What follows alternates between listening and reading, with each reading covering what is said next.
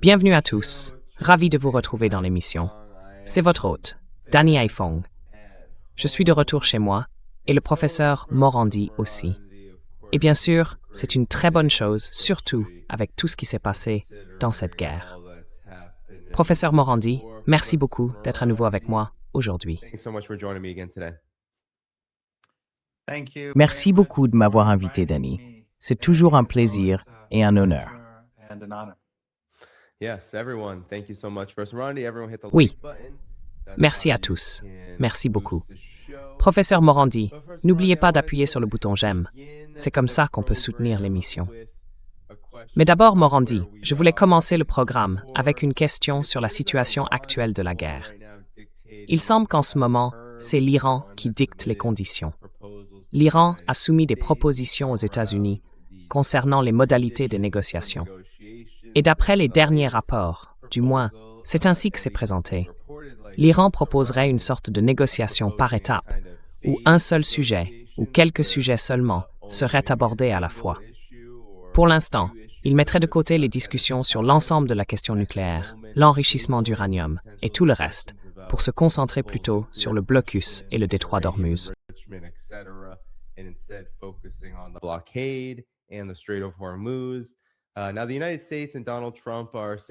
En ce moment, les États-Unis et Donald Trump tiennent des discours assez différents. Marco Rubio a déclaré qu'il n'allait pas, vous savez, accepter ce genre de conditions. Et de son côté, Donald Trump a affirmé aujourd'hui que la direction iranienne était complètement désorganisée et qu'elle suppliait les États-Unis de rouvrir le détroit pour eux. Alors, peut-être pouvez-vous réagir à ces derniers développements. On a vraiment l'impression que, malgré toute la montée en tension, la volonté de poursuivre le combat s'affaiblit. Il y a beaucoup de rapports qui indiquent que la détermination à affronter l'Iran diminue, malgré tout ce qui s'est passé ces derniers jours et dont l'Iran a parlé entre les États-Unis et Israël dans la région. Quelle est donc votre réaction à ces évolutions et à la situation actuelle?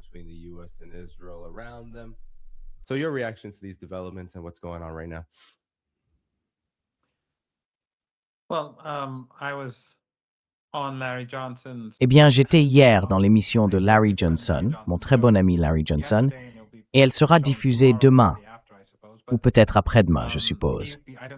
Mais je ne sais plus si c'était pendant l'émission, avant ou après. Il me parlait du fait que les commandants de la marine et de l'armée de l'air poussaient pour que les États-Unis ne lancent pas d'assaut. Mais en tout cas, en Iran, on part du principe qu'il y aura une attaque et ils s'y préparent. Ils s'y préparent depuis le cessez-le-feu. Et d'après ce que j'ai compris, les États-Unis ont acheminé beaucoup de matériel et d'armes, surtout pour des opérations terrestres.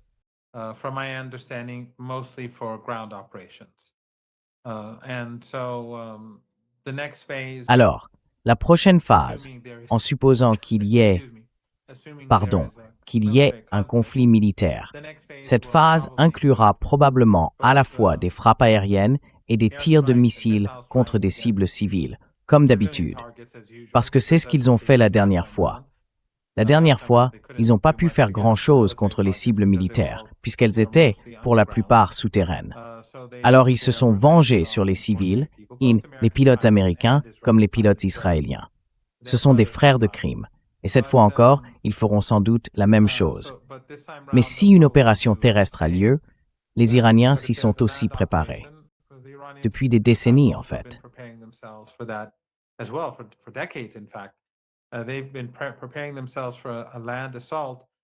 Ils se préparent à une offensive terrestre depuis aussi longtemps qu'ils développent leur base de missiles et de drones. Donc, on peut être sûr que les mêmes bases de missiles et de drones qui ont surpris les Américains, ainsi que leurs installations souterraines, là où ils ont des bases aériennes et des systèmes anti-aériens protégés sous terre, on peut être sûr qu'ils ont aussi préparé d'immenses infrastructures souterraines, bien protégées, pour faire face à une offensive terrestre. Et tout comme les Américains et le régime israélien se sont trompés dans cette guerre, ils continueront à le faire. Je pense que la situation va empirer pour eux, à condition qu'ils poursuivent la guerre.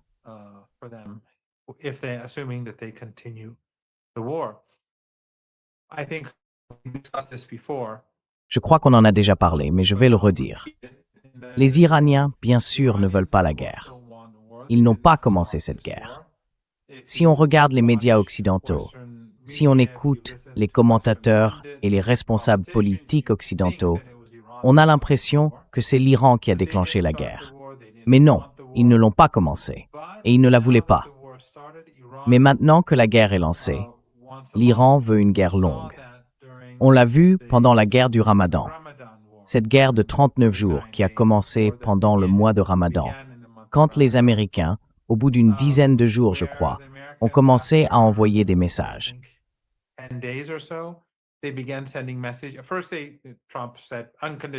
D'abord, Trump a parlé de reddition inconditionnelle.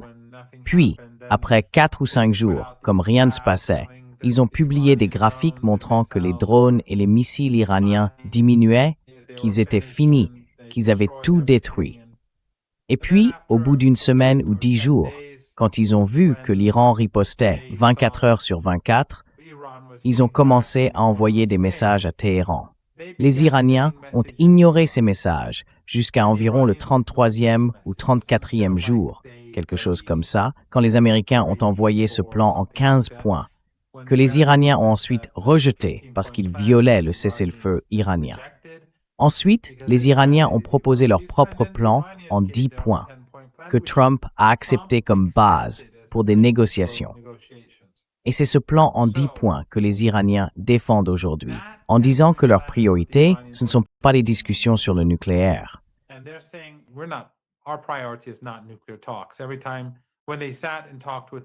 Chaque fois qu'ils se sont assis pour discuter avec les Américains à Islamabad, les Américains insistaient sur le programme nucléaire. Les Iraniens répondaient que ce n'était pas leur priorité. Leur priorité, c'est le plan en 10 points. C'est la guerre, c'est le blocus illégal. Ce sont les attaques génocidaires au Liban et à Gaza. Ce sont ces questions-là qu'il faut traiter. Et les négociations vont se concentrer sur le plan en 10 points, que Trump lui-même avait reconnu comme base de discussion. Donc, il n'a rien à reprocher, même si, par la suite, sa porte-parole a déclaré « On l'a jeté à la poubelle ».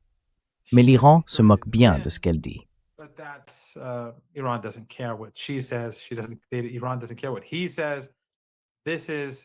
L'Iran ne se soucie pas de ce qu'il dit.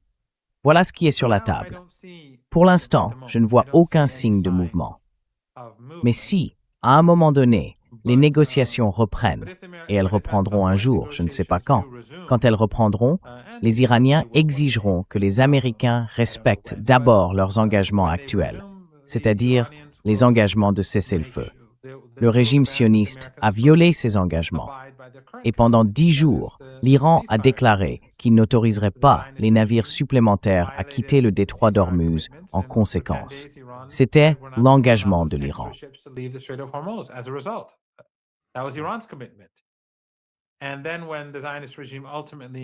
Et puis, quand le régime sioniste a finalement été contraint d'accepter le cessez-le-feu, même si, en ce moment même, il massacre des femmes et des enfants, alors l'Iran a dit « D'accord, on laissera passer ces navires supplémentaires ». Je dis supplémentaires parce que, de toute façon, des navires passent et repassent avec l'autorisation de l'Iran. Les navires russes, chinois ou irakiens, par exemple, ceux de pays qui n'ont pas participé à la guerre contre l'Iran, contrairement aux Saoudiens, aux Émiratis et à d'autres, leur situation est différente parce qu'ils ont mené des actions d'agression. Mais parfois, leurs navires passent quand même. Comme aujourd'hui, je crois un navire japonais a quitté le détroit d'Ormuz. Évidemment, il a payé des droits de passage.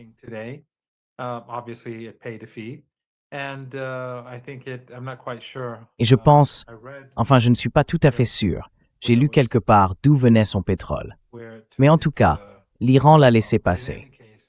En principe, selon l'accord de cessez-le-feu, les Iraniens devaient permettre à davantage de navires de traverser le détroit d'Ormuz. Mais comme les Américains ont violé l'accord en ne poussant pas le régime israélien à arrêter les frappes génocidaires, l'Iran s'en est abstenu. Et donc, comme l'Iran s'en est abstenu à cause du régime israélien, les Américains ont imposé un blocus sur les ports iraniens d'abord sur tout le Golfe Persique, puis ils ont précisé les ports iraniens. Ensuite, l'Iran a dit, très bien si vous allez... Après que le régime israélien a reculé et que l'Iran a autorisé les navires à passer, les Américains ont répondu, d'accord, mais nous allons continuer à maintenir le blocus. Les Iraniens ont alors déclaré que c'était une violation du cessez-le-feu.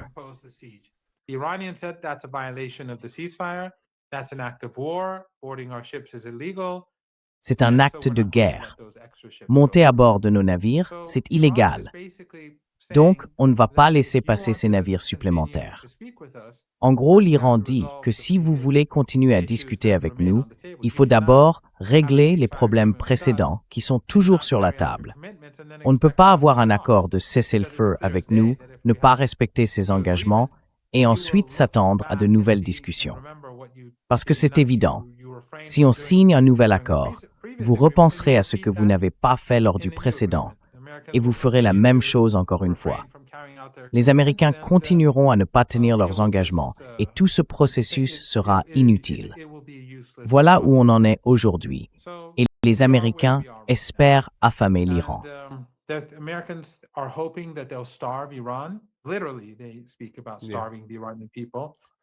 Littéralement, ils parlent de faire mourir de faim le peuple iranien. Et ça montre bien la nature du régime Trump et plus largement du régime de Washington. Mais en réalité, ce qu'ils font, c'est affamer l'économie mondiale, uniquement pour servir le régime israélien, uniquement pour Netanyahou.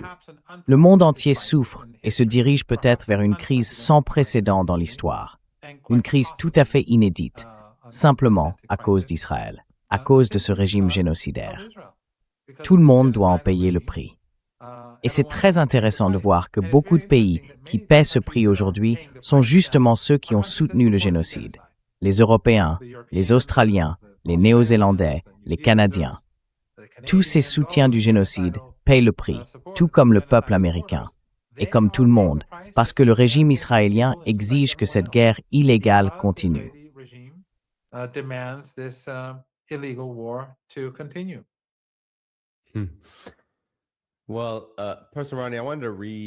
Eh bien, Pasteur Ronnie, je voulais vous lire ce que Donald Trump a publié sur Truth Social, puis vous poser une question sur la situation réelle, ici. Donald Trump a dit qu'il venait d'être informé par l'Iran, et je sais que vous avez réagi à cela, que le pays serait, je cite, en état d'effondrement. Il ajoute qu'ils veulent que nous, je cite encore, ouvrions le détroit d'Ormuz, dès que possible, pendant qu'ils essaient de régler leurs problèmes de direction, ce qu'ils pensent qu'ils réussiront à faire. Il termine en disant « Merci de votre attention à cette affaire ». Alors, Pasteur Ronnie, pendant qu'il parle d'un leadership iranien en plein désordre, le magazine Foreign Policy et la chaîne NBC News affirment au contraire que l'Iran est plus uni que jamais et qu'il n'y a aucun signe d'effondrement.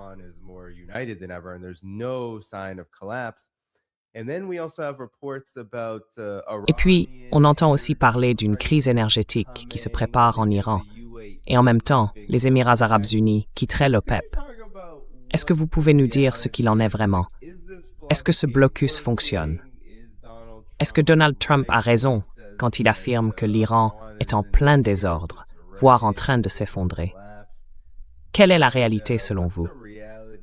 Est-ce que les Émirats arabes unis sont vraiment en train de se retirer de cette alliance historique de l'OPEP, qui existe depuis des décennies et qui influence la production de pétrole dans une grande partie du monde? Qu'en pensez-vous?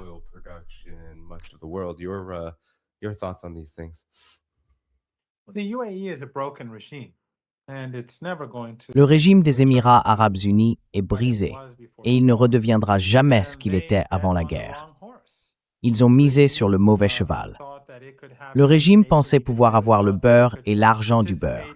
Il croyait pouvoir participer au massacre des écolières iraniennes tout en prétendant rester neutre. Et ce régime a commis une énorme injustice envers son propre peuple, tout comme les autres régimes du Golfe Persique qui ont pris part à cette guerre. Tous ces régimes ont profondément blessé leur population. Et dans la situation actuelle, les choses vont encore bien empirer pour eux.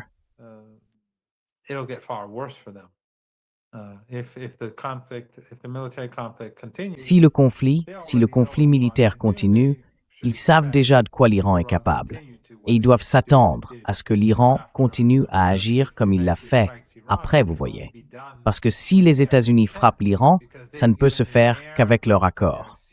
Ils ont donné leur espace aérien, leurs eaux et leurs territoires aux Américains pour faire la guerre. Et en plus, ils financent cette guerre. Ils aident, ils apportent un soutien financier à ces bases. C'est assez incroyable. Et ce ne sont pas de petites bases, ce sont d'énormes installations, réparties un peu partout dans ces pays. Donc, les Émirats arabes unis, en réalité, ce n'est pas si important. Ils peuvent rester dans l'OPEP, ils peuvent en sortir. Ce qu'ils doivent faire, c'est trouver comment survivre à ce régime. Et je ne suis pas certain que ce régime soit vraiment viable.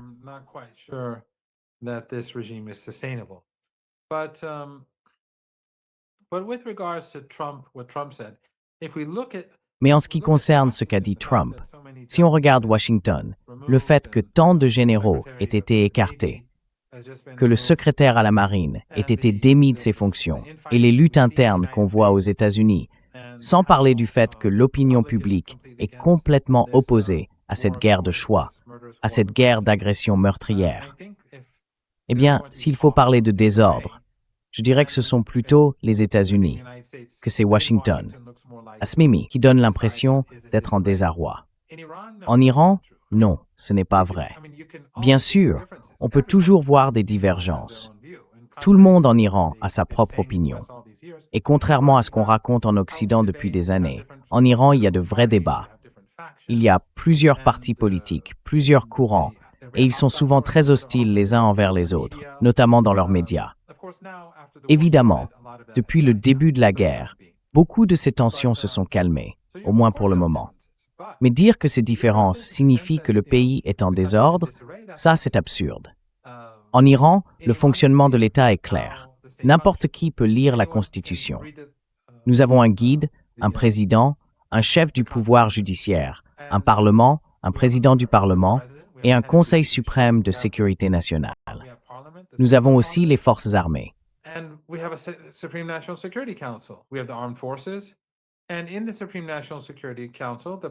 Et au sein du Conseil suprême de sécurité nationale, le président en est le chef. Il y a un président du Conseil, choisi conjointement par le président et par le guide. Le docteur Laredan, qui a été martyrisé, occupait ce poste auparavant. Aujourd'hui, c'est quelqu'un d'autre. On y retrouve les chefs des 3 pouvoirs de l'État, des représentants de l'armée, du gouvernement, et le guide y a aussi 2 représentants. Donc, c'est le Conseil suprême de sécurité nationale qui prend les décisions stratégiques. Et si le guide les approuve, alors les choses se passent ainsi. Comme nous le savons tous, le Conseil suprême de sécurité nationale a désigné le docteur Ghalibaf, le président du Parlement, celui qui avait négocié avec Vance à Islamabad, comme représentant et responsable des négociations avec les États-Unis.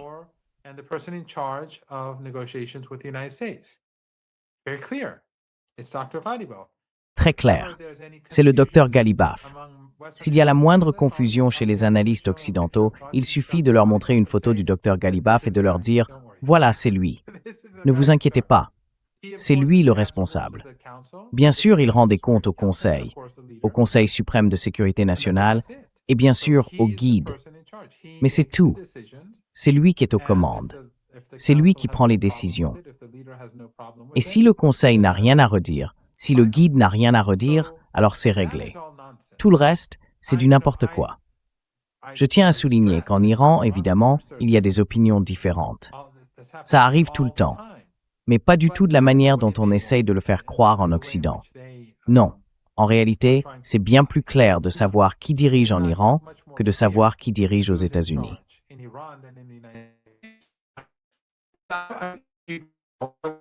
Attendez, professeur Morandi, je vous interromps juste un instant, parce qu'on a quelques problèmes de connexion en ce moment.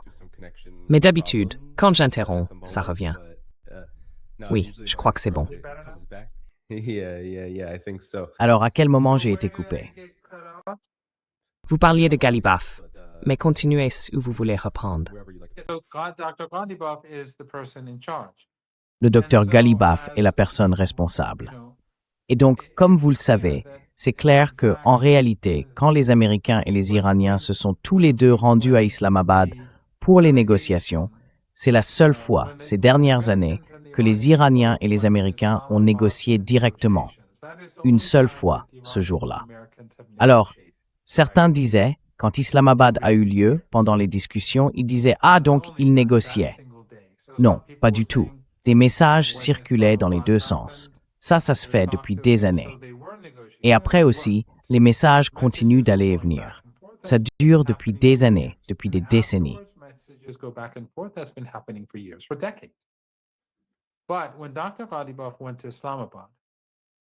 Mais quand le docteur Ghalibaf est allé à Islamabad, j'ai accompagné la délégation. On m'a demandé d'aider avec les médias et évidemment, je n'allais pas refuser s'il voulait de l'aide. Donc le docteur Ghalibaf, pendant qu'il était là-bas, et c'est intéressant d'ailleurs, petite parenthèse, pendant notre trajet, le Washington Post a publié un article, un éditorial, disant que les négociateurs iraniens devraient être assassinés.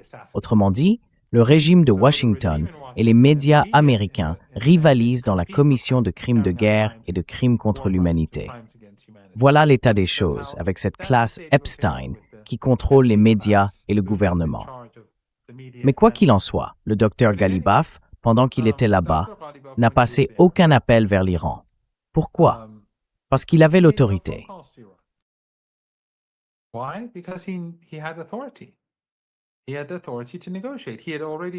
Il avait l'autorité pour négocier. Il avait déjà eu ses entretiens avec l'ayatollah Khamenei, le guide, et avec le Conseil suprême de sécurité nationale, puis il est allé négocier. Mais Vance, même s'il était entouré de ses deux agents israéliens, Whitcroft et Kushner, a dû passer, je crois, une douzaine d'appels dans la journée. Pourquoi? Parce qu'il n'avait aucune autorité. Il a même appelé Netanyahou, et Netanyahou a ensuite déclaré que Vance lui rendait compte, comme s'il approuvait la chose. Il a aussi ajouté que d'autres dirigeants américains lui rendent compte chaque jour, ce qui est assez intéressant. On pourrait penser que ça provoquerait un tollé dans les médias occidentaux, mais bien sûr, personne n'en a parlé. Donc Ghalibaf était assis là, pendant que Vance passait sans arrêt des coups de fil. Alors dites-moi, de quel côté règne vraiment la confusion?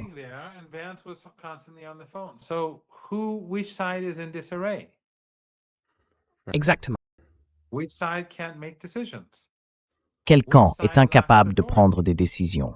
Quel camp manque d'autorité? Quel camp est instable? Franchement, il suffit de regarder. Moi, je ne vais pas lire ces publications sur Truth Social, sauf si quelqu'un me les transfère. Je ne perds pas mon temps avec ces absurdités. Mais enfin, qui est la personne qui un jour déclare vouloir anéantir la civilisation iranienne? Et pourtant, vous n'avez entendu personne en Occident, ni dans les grands médias, ni parmi les grands journalistes, ni vu le New York Times ou le Guardian, titrer en énormes lettres que Trump est un meurtrier de masse ou que Trump veut commettre le plus grand holocauste de l'histoire de l'humanité.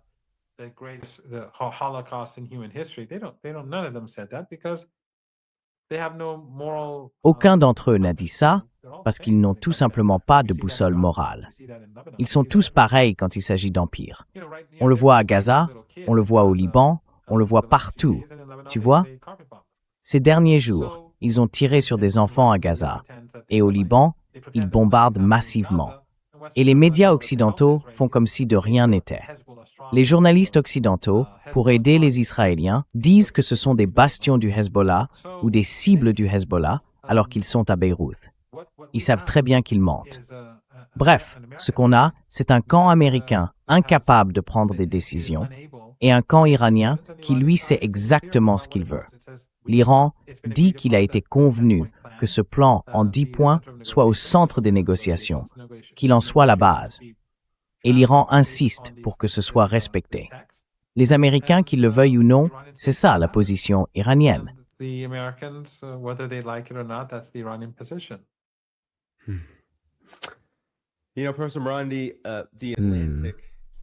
Vous savez, professeur Morandi, le magazine The Atlantic a publié un article, un rapport que je trouve très intéressant. Et ces derniers jours, on a vu CBS News sortir un reportage sur l'Iran qui utiliserait un avion de chasse datant de la guerre froide, le F-5, pour frapper le camp Buehring au Koweït. Et ça a provoqué une véritable tempête. Maintenant, J.D. Vance, d'après The Atlantic, serait l'âme. Et on a aussi entendu l'Iran dire que l'administration Trump avait, disons, mis J.D. Vance un peu dans un coin, qu'on ne lui permettait pas vraiment de parler, ni de participer aux négociations. Vous avez même dit que pendant la préparation d'un nouveau cycle de discussion, il n'était pas du tout impliqué. Et vous avez évoqué le fait que lorsqu'il était à Islamabad, il agissait presque comme un relais pour les Israéliens, sans réelle autonomie. Mais selon le magazine The Atlantic, ce qu'ils affirment, c'est que J.D. Vance serait très inquiet que le Pentagone, pris dans sa propre panique, cache à Donald Trump la réalité de la situation sur le terrain dans la guerre.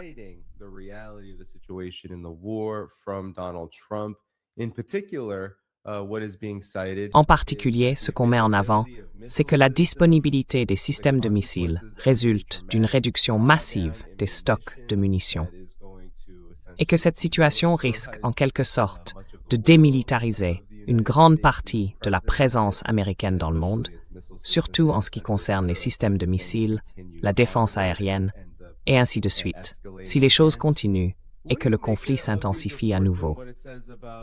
Que pensez-vous de ces informations et de ce qu'elles révèlent sur la réalité de la guerre aujourd'hui?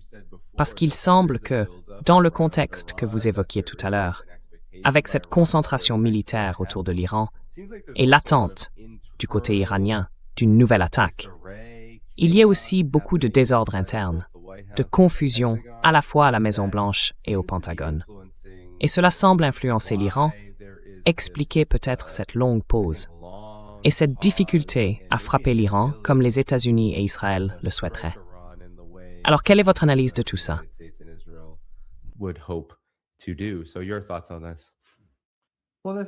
Eh bien, ça revient à ce qu'on disait un peu plus tôt, à savoir que, vous savez, quand ils disent qu'il y a encore des Américains,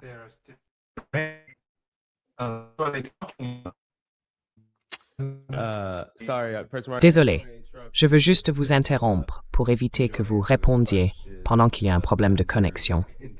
Vous êtes toujours là? oui, je peux.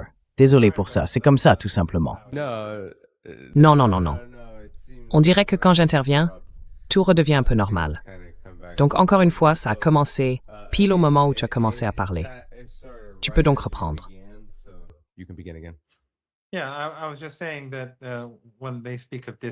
Oui, je disais simplement que quand on parle de désordre, comme on l'a évoqué tout à l'heure, c'est à mon avis quelque chose qu'il faudrait plutôt attribuer aux États-Unis, pas à l'Iran, aussi bien à la Maison-Blanche qu'au Pentagone. On a entendu dire qu'au Pentagone, il y aurait une sorte de rébellion contre le secrétaire à la guerre, comme il se fait appeler. Et cela, même après que ses commandants, les généraux, ont été écartés. Les généraux ont été relevés de leurs fonctions juste avant cette opération menée près d'Ispahan, qui portait en réalité sur l'uranium enrichi, pas sur un pilote. Mais je suppose que leur éviction avait un lien avec cette opération et qu'ils mettaient en garde contre ce genre d'initiative. Et donc ils ont été mis dehors du Pentagone comme de la Maison-Blanche.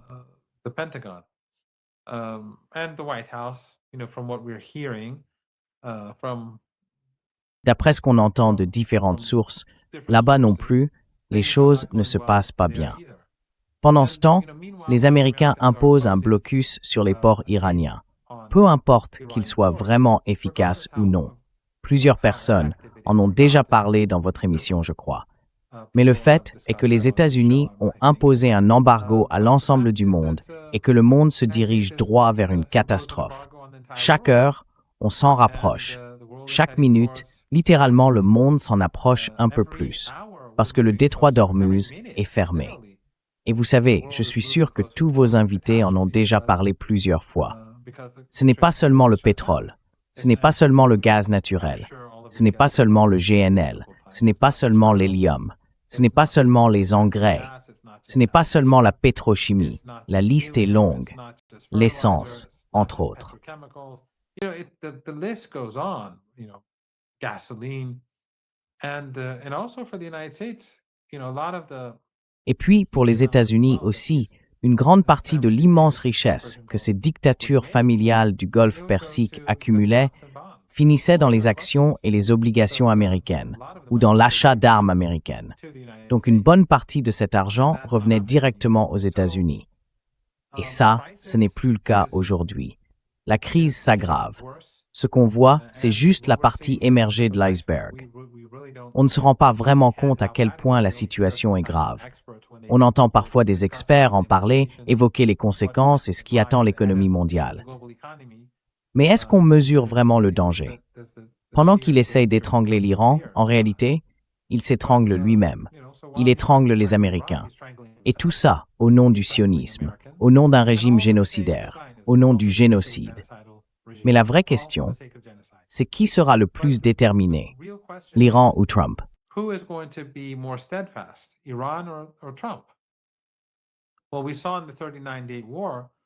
Eh bien, on a vu pendant la guerre de 39 jours qui a tenu plus longtemps que l'autre.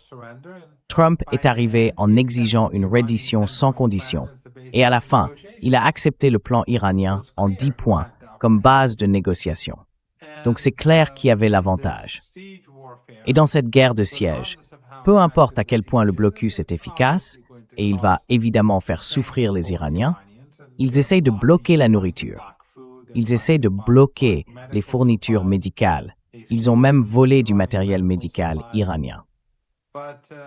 Mais malgré tout ça, l'Iran est un pays résilient.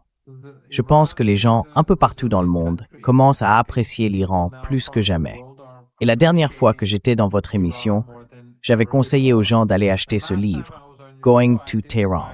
Je leur conseille toujours de le faire, et même d'en acheter pour leurs proches et leurs amis. Il faut lire le livre de Flint et Hillary Leverett.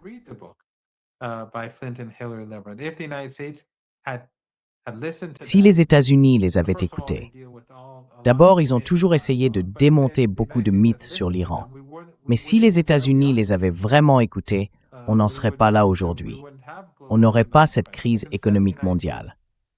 Au lieu de ça, les États-Unis ont marginalisé ces gens, les ont provoqués, diabolisés et ont préféré écouter les sionistes. Et voilà où nous en sommes. Mais les Iraniens ont une résilience extraordinaire. Et aujourd'hui, ils sont admirés dans le monde entier. Toute la propagande anti-iranienne, la propagande anti-résistance qu'on entendait depuis des décennies, venant de régimes proches des États-Unis dans notre région, relayés par les médias occidentaux, les gens voient clair là-dedans maintenant.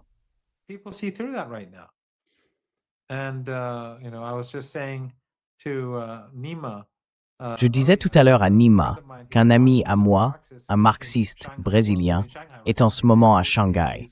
Ils y tiennent une conférence, ou plutôt une série de réunions, entre des organisations de gauche venues du Sud global. Et il me disait que beaucoup de participants manifestaient un intérêt pour devenir musulmans chiites, ces marxistes-là. Ça montre à quel point l'Iran, l'Axe de la résistance, le Hezbollah et d'autres encore disposent d'un pouvoir d'influence incroyable. Le Hezbollah. Aujourd'hui, on se souvient tous qu'à une époque, beaucoup disaient qu'ils étaient affaiblis, brisés, que les Américains, les Israéliens et Erdogan avaient pris la Syrie.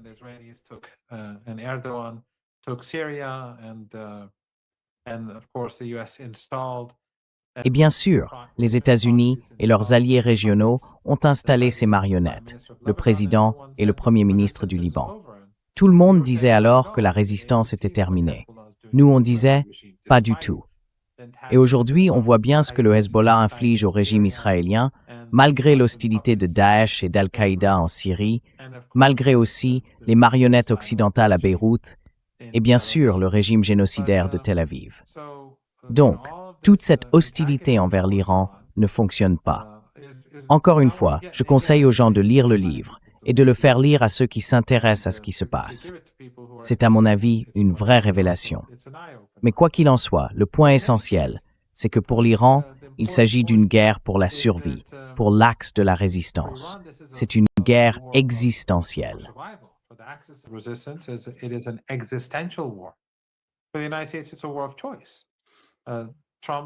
Pour les États-Unis, c'est une guerre de choix.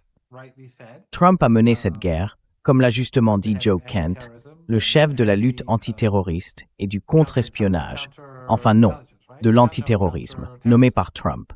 Quand il a démissionné, il a déclaré que l'Iran ne représentait pas une menace, que l'Iran ne fabriquait pas d'armes nucléaires et que cette guerre était motivée par le sionisme et le régime israélien. Donc, pour Trump, c'est bien une guerre de choix. Que ce soit la guerre de 39 jours, où Trump a dû reculer, ou maintenant, ce siège qu'il a imposé, qui agit dans les deux sens contre l'Iran et ses alliés dans le Golfe Persique et la communauté internationale. L'Iran va clairement lui survivre, comme il l'a déjà fait pendant la guerre, parce que c'est une guerre existentielle.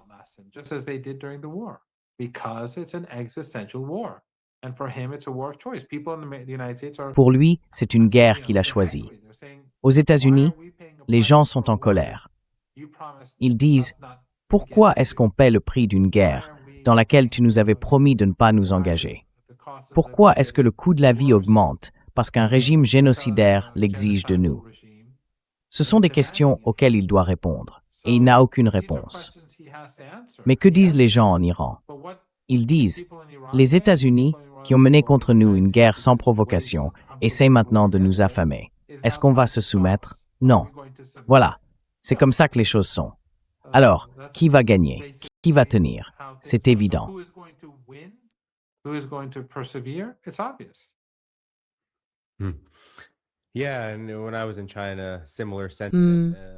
Oui, et quand j'étais en Chine, j'ai ressenti la même chose. La plupart des gens, voire tout le monde, j'étais à une conférence avec beaucoup de participants internationaux, surtout venus du Sud global. Tout le monde, en ce moment, a beaucoup d'admiration pour l'Iran. Et que ce soit parce qu'ils veulent rejoindre le courant musulman chiite ou parce qu'ils s'intéressent vraiment à la manière dont le développement politique et spirituel particulier de l'Iran a influencé sa capacité à résister. Eh bien, c'est une grande question, une question historique à partir de maintenant. Et on a entendu Vladimir Poutine, après la visite d'Abbas Araghchi et cette conversation de plus de 90 minutes avec lui, dire aussi que la résistance de l'Iran était incroyablement admirable et très influente pour le Sud global. Donc oui, c'est une question historique qui va continuer à faire réfléchir les gens pendant longtemps.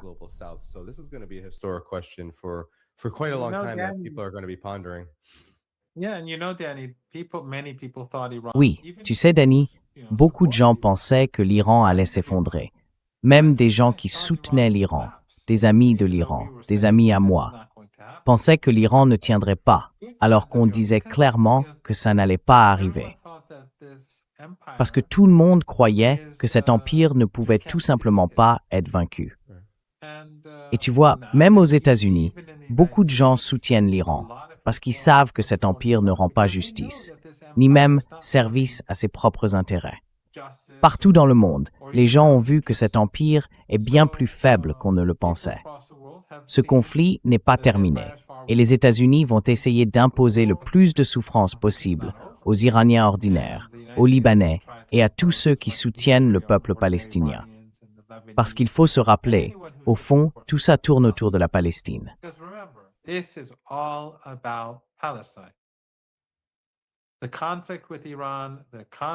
Le conflit avec l'Iran, avec le Hezbollah, avec Ansar Allah, avec tout l'axe de la résistance, tout ça tourne autour de la Palestine. Je veux dire, l'Iran et la résistance ont toujours soutenu le peuple cubain. Et il faut continuer à le répéter, à dire aux gens que les États-Unis commettent des crimes à Cuba, pendant que les médias occidentaux restent indifférents. Même les faux gauchistes, même le Guardian s'en moquent.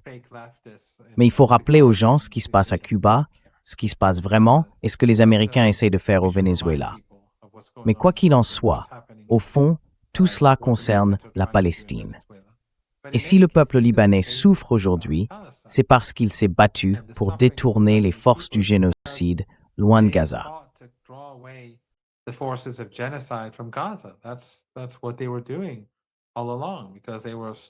C'est ce qu'ils faisaient depuis le début, parce qu'ils massacraient les enfants, et que le Hezbollah a sacrifié les siens, leur propre famille, pour épargner le peuple de Gaza.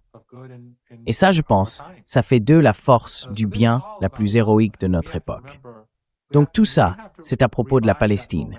Il faut s'en souvenir. Il faut raviver cet élan que Trump a réussi à briser quand il a imposé ce faux cessez-le-feu à Gaza avec l'aide de ces régimes régionaux qui sont allés en Égypte pour se comporter comme une bande de bouffons devant lui. Ils ont tous blanchi sa personnalité génocidaire. Mais surtout, toutes ces immenses manifestations à travers le monde, elles se sont essoufflées ensuite. Pourtant, le génocide à Gaza a continué. Et au Liban, c'est même encore pire aujourd'hui.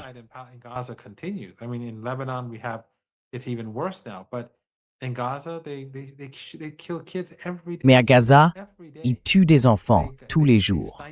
Tous les jours. Ils tirent sur des enfants dans les salles de classe. C'est juste incroyable à quel point ils sont monstrueux et à quel point les diplomates occidentaux, les diplomates de l'Union européenne, sont répugnants. Et les journalistes occidentaux aussi, c'est écœurant. Ceux qui sont basés en Palestine ou au Liban et qui appellent ces frappes aériennes sur des villes et des villages des bastions du Hezbollah ou des cibles du Hezbollah pour essayer de justifier ces atrocités monstrueuses. Mais vous savez, ce n'est pas fini. La guerre va continuer. On n'a pas encore atteint la phase finale. Et à chaque minute qui passe, la crise mondiale va s'aggraver.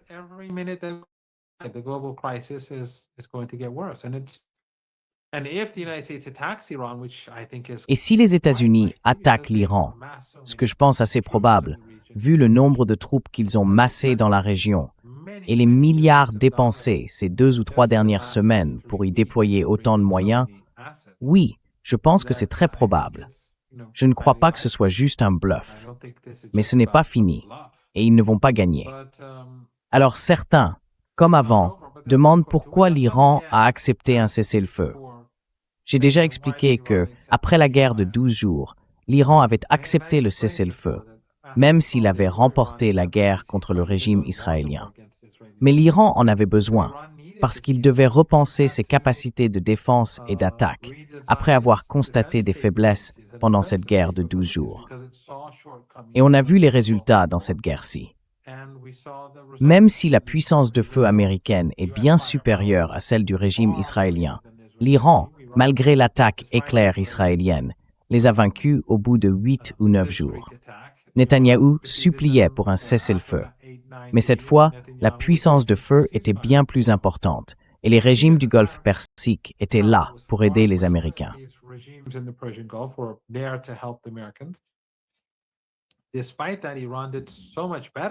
Malgré tout ça, l'Iran s'en est beaucoup mieux sorti que pendant la guerre de 12 jours. Pourquoi? Parce qu'ils ont utilisé ce temps intelligemment, ces 8-9 mois. Et quand le cessez-le-feu est arrivé cette fois-ci, l'Iran a remporté une grande victoire, une victoire politique. Le monde a vu que les États-Unis sont passés d'une exigence de reddition sans condition à l'acceptation du plan en 10 points de l'Iran. Je pense que c'est un énorme succès. Mais l'Iran devait aussi se préparer pour la prochaine étape. Et pour l'Iran, c'est beaucoup plus facile, parce qu'il est sur son propre terrain. Donc on en est là, et les choses pourraient empirer avant de s'améliorer. Mais je pense qu'il ne fait aucun doute que le régime Trump échouera, quoi qu'il arrive.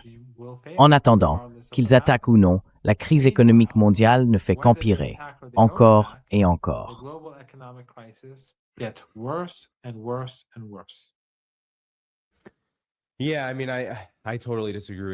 Oui, enfin, je suis totalement en désaccord avec ceux qui critiquent l'Iran pour ça, surtout cette fois-ci, à propos du cessez-le-feu. Parce que l'Iran a pu se consolider et se concentrer sérieusement sur la manière dont il organise son contrôle du détroit d'Ormuz. Et d'après les rapports que j'ai vus, il a réussi à se reconstruire. Il a pu se concentrer sur la remise en état d'infrastructures clés, à relancer tout ça. Et puis, l'Iran a aussi annoncé que pendant cette période, il n'est pas resté les bras croisés. En fait, comme vous l'avez dit, il a reconstitué ses défenses et même élargi la production de certaines parties essentielles de son arsenal, comme les missiles balistiques, et ainsi de suite.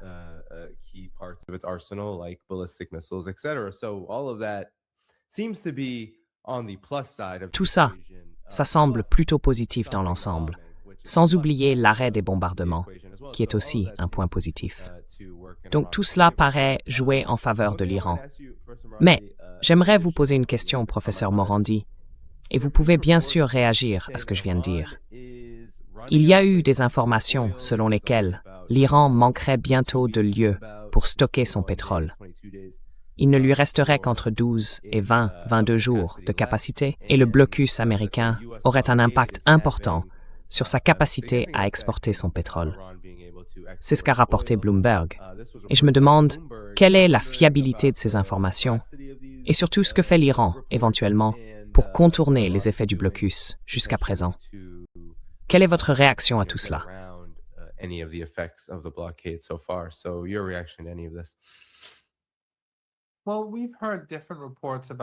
Eh bien, on a entendu des rapports différents sur le blocus, sur son efficacité et sur le nombre de navires qui ont réussi à passer. Mais le fait est que les navires iraniens aient pu traverser en grand nombre ou non, cela va avoir un impact important sur l'Iran. Il n'y a aucun doute là-dessus. Et bien sûr, ça va compliquer encore davantage les exportations de pétrole iranien. Mais il faut se rappeler que l'Iran a déjà connu cette situation. Quand Trump a relancé les sanctions de pression maximale, et d'ailleurs ça avait déjà commencé sous Obama, puisque c'est lui qui avait lancé cette politique, eh bien quand Trump les a rétablis, la production et les exportations de pétrole iranien ont quasiment chuté à zéro. Donc pendant 2 ou 3 ans, on exportait pratiquement plus de pétrole.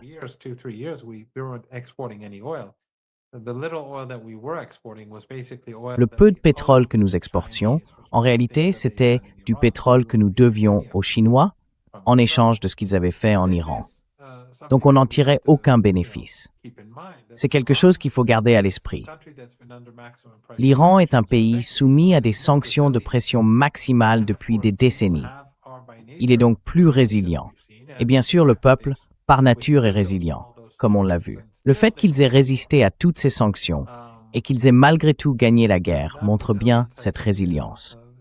Et cette expérience des difficultés qu'ils ont déjà traversées les distingue du reste de l'économie mondiale, qui, elle, n'est pas sous sanction et va maintenant devoir affronter cette situation. Un pays sanctionné, qui a déjà vécu ce genre d'épreuve, peut la revivre plus facilement que ceux qui ne savent pas du tout comment réagir dans ces nouvelles circonstances.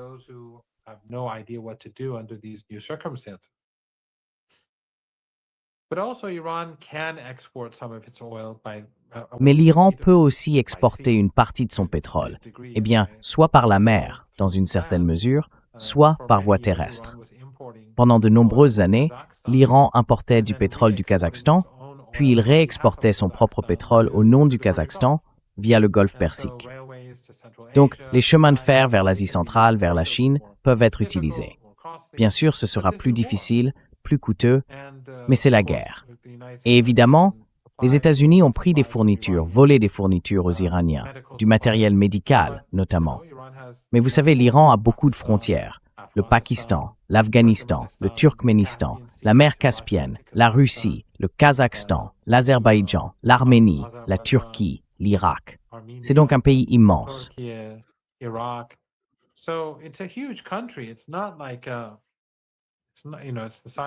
Ce n'est pas, tu vois, la taille de la France, de l'Allemagne et de la Grande-Bretagne réunies et même un peu plus grande encore. Ce n'est pas la Russie, mais c'est un très grand pays. Donc, encore une fois, au bout du compte, ce qui compte, c'est que les Iraniens, pour eux, c'est un peuple résilient. Et c'est une guerre pour la survie. C'est une autre guerre génocidaire qu'ils aiment mener, que ce soit à Cuba, au Venezuela et surtout en Palestine, en Syrie ou ailleurs. Pour eux, c'est une guerre de choix. Mais cette fois, ils ont choisi le mauvais pays à vouloir vaincre, le régime Trump, la classe Epstein. Alors oui, la vie, forcément, ça va avoir un impact sur la société iranienne. Mais c'est ça, la guerre.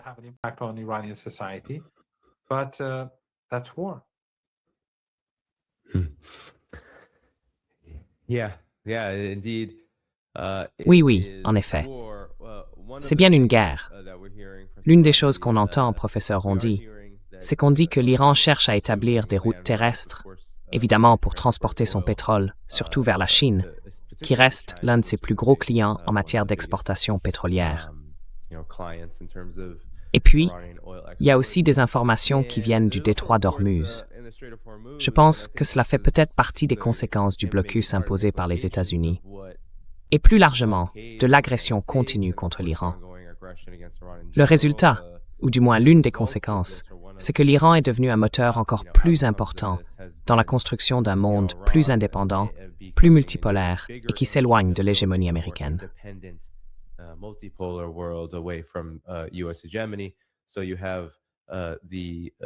Donc, on voit une utilisation de plus en plus importante des routes terrestres pour transporter le pétrole. Et puis, dans le détroit d'Ormuz, il y a eu pas mal de plaisanteries à propos du navire japonais qui a été autorisé à passer par l'Iran en coordination avec la marine iranienne. On disait que ce navire japonais avait dû payer en yuan chinois pour régler le péage avec l'Iran. Donc voilà. Ce sont le genre de récits qu'on entend de plus en plus souvent aujourd'hui, alors que l'Iran est contraint non seulement de prendre des décisions et de faire des efforts considérables pour sa propre survie, mais aussi, pour son propre intérêt, de tracer la voie d'un monde plus indépendant et multipolaire, né de cette guerre.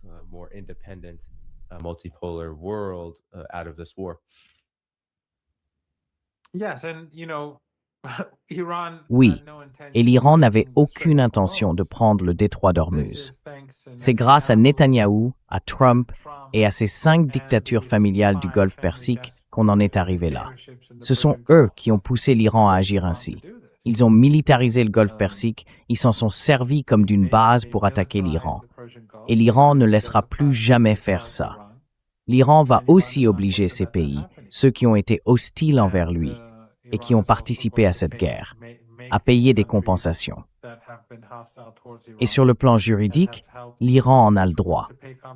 Ce qui est intéressant, c'est que techniquement, comme l'Iran n'a pas signé la Convention de 1982, il ne peut pas le faire. Mais vous savez, les journalistes occidentaux disent « Eh bien, c'est illégal ». Et moi, je dis « légal ou pas » et ce n'est pas illégal, mais la guerre, elle était illégale. Pourquoi ne vous en inquiétez pas? Pourquoi ne parlez-vous pas de la guerre? C'est typique des journalistes occidentaux. Tout tourne toujours autour de l'Iran.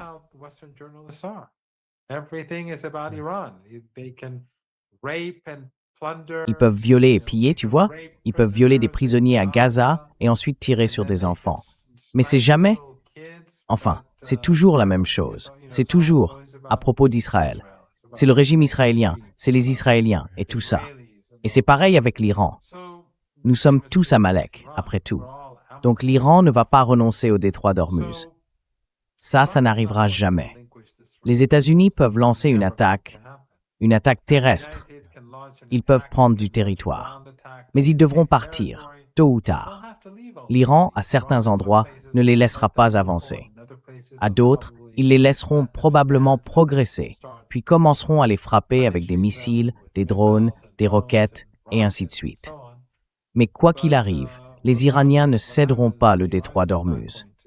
Et les Américains devront au final reconnaître leur défaite. Et pour ces régimes du Golfe Persique, tout ça ne peut qu'augmenter le coût des réparations.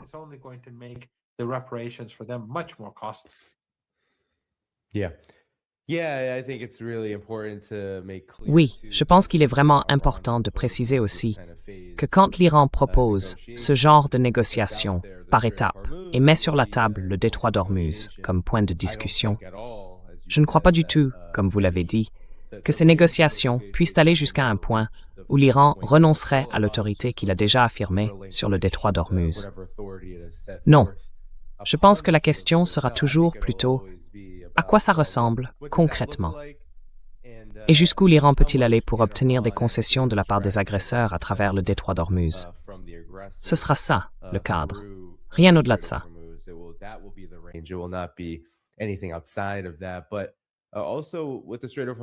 Mais aussi, avec le détroit d'Ormuz et toute la question de la légalité, ce qui est intéressant, c'est que, peu importe le débat que certains veulent avoir sur le fait que le détroit d'Ormuz soit des eaux internationales ou des eaux territoriales iraniennes, dans une situation de guerre, quoi qu'il en soit, le détroit d'Ormuz se trouve dans les eaux territoriales de l'Iran. Que l'on pense ou non que l'Iran ait le droit d'affirmer cela, c'est un fait. Et donc, selon les lois de la guerre, si l'Iran est victime d'un conflit, en particulier d'une guerre navale, mais en réalité de n'importe quel type de guerre, il a le droit de se défendre à travers ses eaux territoriales.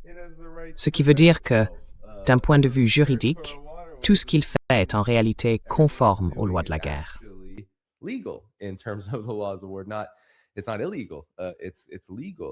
Ce n'est pas illégal. C'est légal selon le droit international.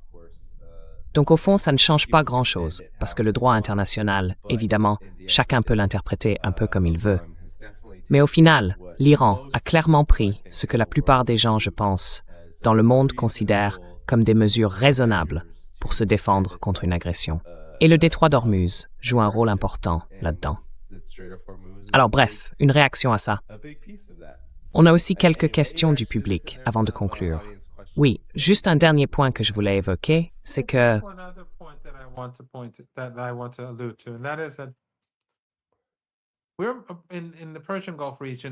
Nous sommes dans la région du Golfe Persique et sur la péninsule arabique, et on se dirige vers la saison chaude. On est à la fin du mois d'avril, et mai, c'est le mois de transition. D'ici la fin mai, il fera très chaud et très humide. Et si les Américains veulent s'engager dans une guerre et commencer à frapper les infrastructures vitales de l'Iran, eh bien, ils savent très bien ce qui va se passer. Et ça va transformer la situation en véritable enfer sur Terre pour les Américains et pour ceux qui les soutiennent.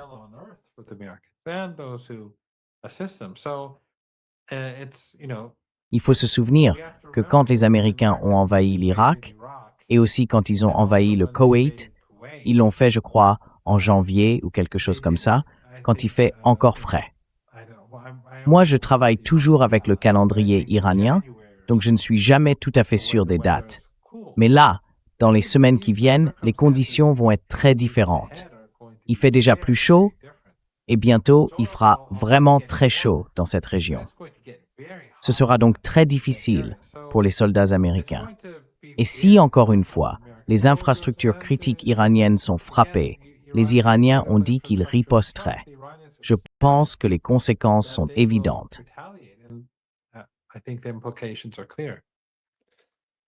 oui, je veux dire une riposte à ce stade, avec les prix de l'essence tels qu'ils sont aujourd'hui. Et bien sûr, le régime israélien paiera aussi un lourd tribut. Mais vous savez, ces pays du Golfe Persique, c'est incroyable de voir pourquoi ils se rangent du côté du régime israélien et des États-Unis. Sans eux, les États-Unis n'auraient jamais pu mener la guerre contre l'Iran. Et sans eux, ils ne peuvent pas la mener aujourd'hui non plus. Ils ont rendu un immense mauvais service à leur propre peuple. Ils ont tué tant d'Iraniens, leurs complices de crimes, mais surtout, ils ont trahi leurs propres citoyens en participant à une guerre pour aider Netanyahou et Trump. Et ça, je trouve que c'est tout simplement inimaginable. Prenez le cas des Émirats, par exemple. C'est en réalité un régime sous influence sioniste, un allié du sionisme. C'est le pire régime qu'on puisse imaginer dans cette région du monde, à part le régime sioniste lui-même. Mais pour tous les autres, c'est vraiment stupéfiant de voir à quel point ils obéissent aux États-Unis et à quel point ils sont compromis.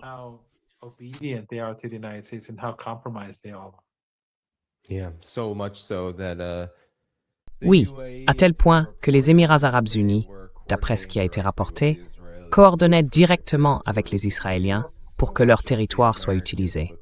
Donc, pas seulement avec les Américains, mais bien directement avec les Israéliens. Et à Bahreïn, je suis sûr que vous avez entendu les informations. Le gouvernement y a réprimé sa population de manière extrêmement dure, parce qu'il y avait beaucoup de soutien à l'intérieur du pays pour l'Iran et contre la guerre menée par les États-Unis. C'est un thème récurrent. Et j'aimerais poser une question, en fait plusieurs, parce que ce n'est pas seulement Bahreïn. Dans tout le monde arabe, l'Iran a reçu un immense soutien, parce que les gens savent très bien de quel côté se tiennent ces régimes. Et tout l'argent qu'ils ont gagné n'a jamais servi à aider la cause palestinienne.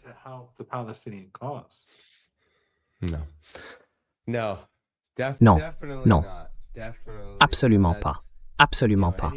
Franchement, toute personne qui a un minimum suivi ce qui se passe dans la région peut le voir très clairement. Professeur Randy, il y a quelques questions. Le cimetière national iranien a-t-il été touché? Est-ce quelque chose dont vous avez connaissance? C'est une question posée par quelqu'un dans le public. Les Iraniens n'ont pas de... parce que chaque ville a son propre cimetière, ou plusieurs.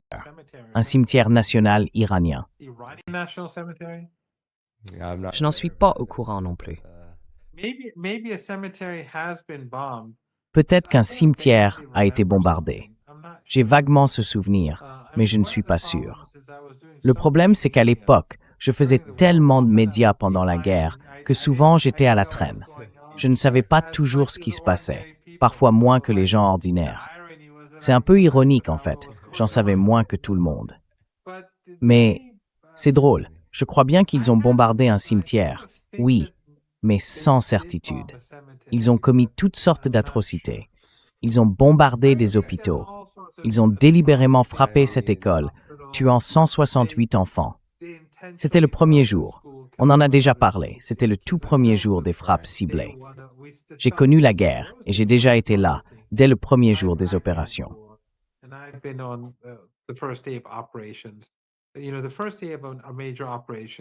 Vous savez, le premier jour d'une grande opération, les premières cibles, les toutes premières, sont toujours vérifiées avec un soin extrême, pendant des mois, parfois même des années. Alors, il est tout simplement inconcevable que les Américains n'aient pas su que c'était une école. Cette école existait depuis des années. C'est inconcevable parce qu'elle figurait sur les cartes aussi bien iraniennes qu'américaines. Mais le péché de ces enfants, c'est que certains étaient les fils ou les filles d'officiers. Et les Américains ont voulu les punir. Et à ceux qui disent « Mais comment est-ce possible ?» je réponds « Il suffit de venir à Téhéran, de regarder les hôpitaux qui ont été bombardés, de voir les bâtiments du Croissant Rouge. » Je crois d'ailleurs que je vous l'avais déjà dit la dernière fois que j'étais invité dans une émission.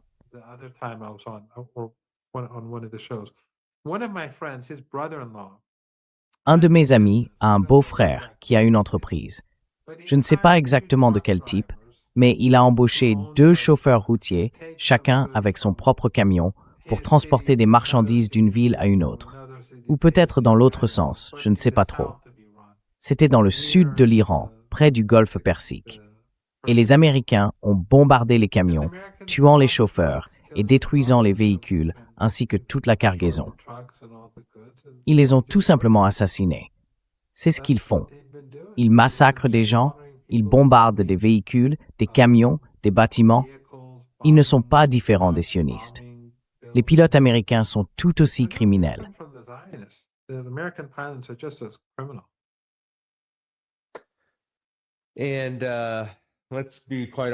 Et soyons honnêtes, même si c'est abominable et révoltant, et qu'évidemment on doit être profondément en colère face à ce qui est arrivé à cette école en Iran, à ces plus de 160 jeunes filles, ce n'est pas quelque chose que les États-Unis n'ont jamais fait. Ils ont déjà visé des civils, des enfants. Ils ne se sont jamais excusés. Non. Et on pourrait citer des dizaines et des dizaines d'exemples. Ils n'ont même pas reconnu qu'ils l'avaient fait. Non. Ils ont essayé d'en faire porter la responsabilité à l'Iran. Oui, c'est ridicule. Alors, la station météo, quelqu'un voulait savoir, est-ce que la pluie est vraiment revenue depuis? C'est à propos des stations météo qui ont explosé. Je ne suis pas trop sûr des détails. Enfin, ça fait un moment que tout ça s'est passé. Alors, professeur Ron, vous en pensez quoi?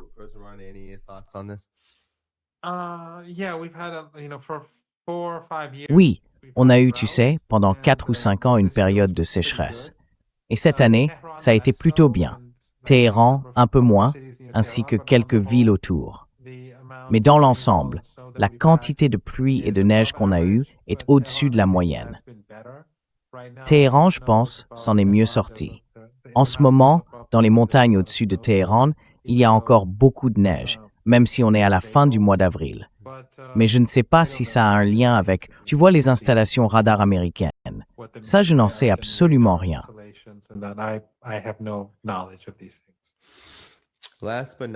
Et pour finir, est-ce que la Palestine est incluse dans l'accord de paix? Continuez votre bon travail. Oui, je veux dire, le cessez-le-feu inclut la Palestine. Oui, c'est bien le cas. Yes, it is. Yes, Lebanon was named because there was heavy fighting in Lebanon. Oui, le Liban a été mentionné parce qu'il y avait de violents combats là-bas. Mais le texte parlait de la région, donc ça englobe tout. Le problème, c'est que ces gouvernements régionaux sont allés en Égypte, en Jordanie, en Turquie, les Égyptiens bien sûr, les Qataris et d'autres encore. Ils y sont allés et en gros ils ont blanchi Trump et soutenu ce faux cessez-le-feu.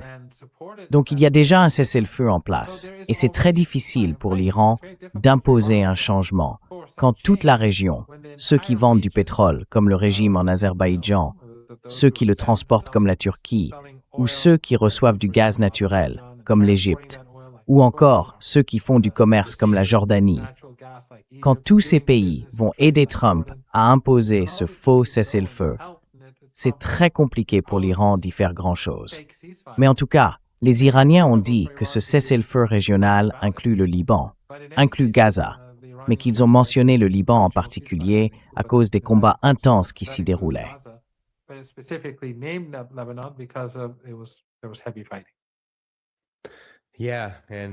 Oui, et je pense aussi qu'il y a un passage qui parle de la résolution de tous les fronts, ce qui inclurait en gros tous les fronts de résistance, quels qu'ils soient. Évidemment, puisque tout ça tourne autour de la Palestine.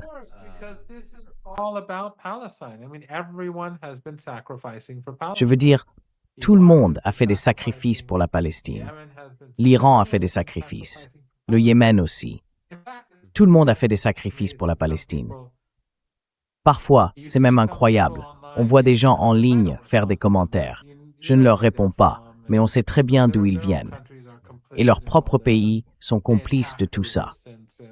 Pourtant, ils attaquent la résistance et trouvent toujours une excuse. Pourquoi avez-vous fait un cessez-le-feu? Pourquoi avez-vous fait ceci? Pourquoi vous n'avez pas fait cela? On sait qui sont ces gens. Ton pays, les Émirats, aide le régime israélien. Ton pays aide ce régime d'une autre manière. Donc beaucoup de ces personnes sont des influenceurs proches de ces régimes complices.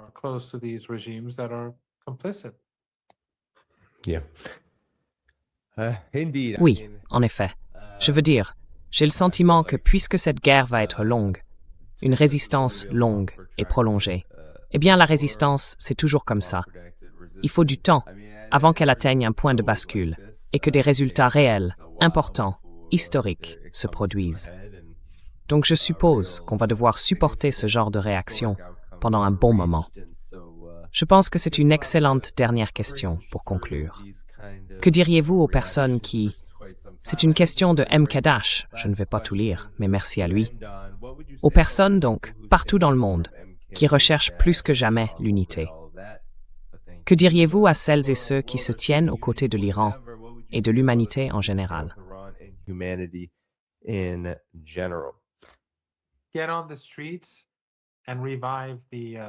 Descendez dans la rue et relancez les manifestations contre le génocide à Gaza. Et bien sûr, si certains s'intéressent à l'Iran, j'ai mentionné le livre Going to Tehran, que je trouve vraiment intéressant. Alastair Crooke a aussi écrit The Culture of Resistance. Ça vaut vraiment la peine de le lire. C'est très bon. C'est un peu ancien, mais c'est un bon livre. Mais les gens doivent retourner dans la rue. Vous savez, l'élan qu'on avait perdu doit être ravivé. Ils tirent sur des filles dans les salles de classe à Gaza. Ils tuent des enfants tous les jours. Et bien sûr, ils font la même chose au Liban. Mais Gaza doit être au centre de tout notre travail. On doit tous être actifs en ligne et ailleurs aussi. Il faut mettre la pression sur les gouvernements sans enfreindre la loi. Mais il faut redonner vie à ce mouvement.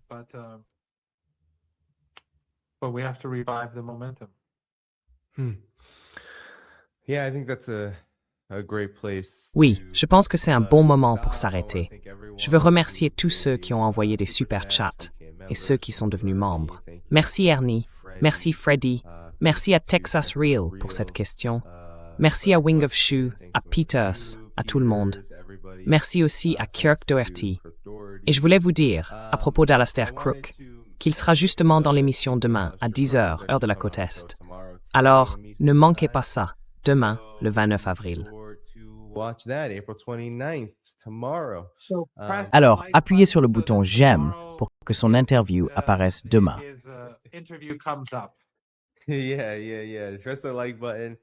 Oui. Appuyez sur le bouton j'aime ici, parce que ça aide à faire circuler la vidéo. Et oui, plus vous interagissez avec cette chaîne, en aimant, en commentant, et bien sûr en vous abonnant, mieux c'est. L'abonnement, c'est important, mais ce qui compte vraiment, c'est la façon dont vous participez.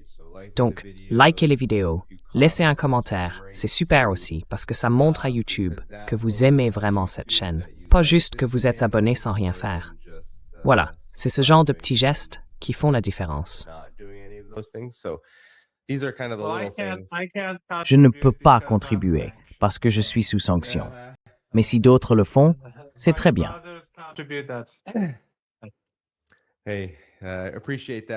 Merci, j'apprécie ça.